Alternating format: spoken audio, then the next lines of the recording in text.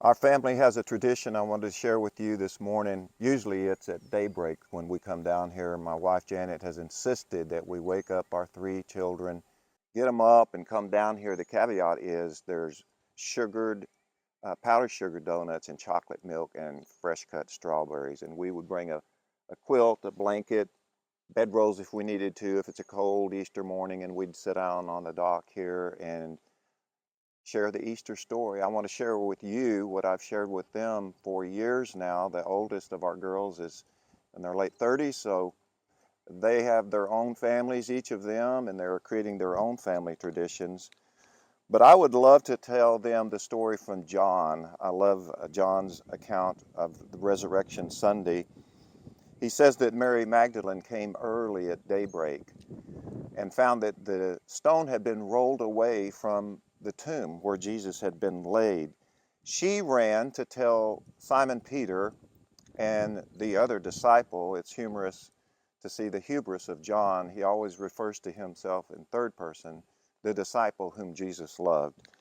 So John and Peter then decide to race back to the tomb to see for themselves what Mary is relaying to them. And so they race. And John wins the race. He arrives first, but he stops and looks in the tomb. And then Peter arrives second, and he blows by John into that sacred, holy place where Jesus had been laid and sees it up close and personal. And what they see is they see the strips, the linen strips that had been wrapped around Jesus' body, laying there. To me, it sounds like, and it gives the appearance of an empty chrysalis that had just been vacated by the body of Jesus being resurrected, and the cloth just collapsed on itself.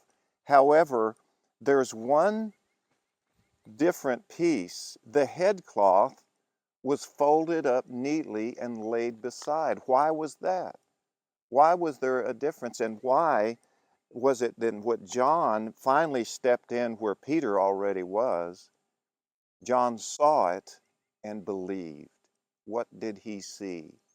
Well, he didn't see the headcloth of Jesus just wadded up and laid there on the ground or on the shelf where the body had laid, but it had been neatly folded and left beside where Jesus' head had been laid. One thing for sure, grave robbers would have not taken the time to fold up the headcloth that had been around the body and leave it there. That was a conspiracy theory debunked. The other thing is that some think that it showed order, that it showed calmness in the midst of this chaos, this turmoil, turmoil that everybody's been through. And it's a signal. Some people think that, like when we eat at a nice restaurant, and when you're done, you just wad your napkin up and you throw it on your plate, and the server knows you're done. Come take away.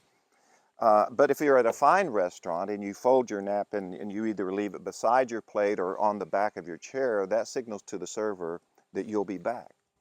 Here's what I think. When Jesus neatly folded his headcloth and laid it beside the place where his body had laid, he was saying to you and I, I'll be back.